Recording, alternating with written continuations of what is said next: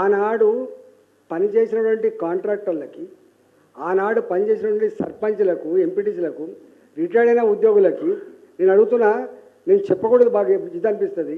నేను మాజీ ఆర్థిక మంత్రిని కాబట్టి నాకు వచ్చి అడుగుతుంటారు, అన్న నాది 5 లక్షల రూపాయల బిల్లు ఉందన్న, జర ఇప్పిస్తావా అన్న, నాది రిటైర్డ్ అయిపోయినా నాకు ఈ రిటైర్డ్ బెనిఫిట్స్ రావాలి, ఇప్పిస్తావా, నా బిడ్డ పెళ్లి చేయాలి, నేను అప్పు కట్టుకోవాలి అని చెప్పి అంటే ఎంత శాతం తీసుకుంటున్నా?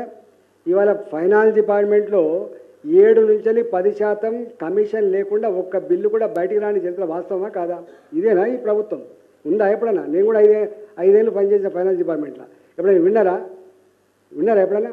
ఇళ్లల్లో ఉండే వాళ్ళు కూడా మొత్తం దుకాణాలు ఓపెన్ చేసి గట్లాడి ప్రభుత్వం వీళ్ళు మాట్లాడతారు ఇంకా వీటి గురించి వాటి గురించి. జ్ఞానం ఉండాలి. ఫస్ట్ గిట్లా చేసినప్పుడు గిన్ని ఏళ్ళు వెనుక చూపిద్దానే భావన ఉండాలి.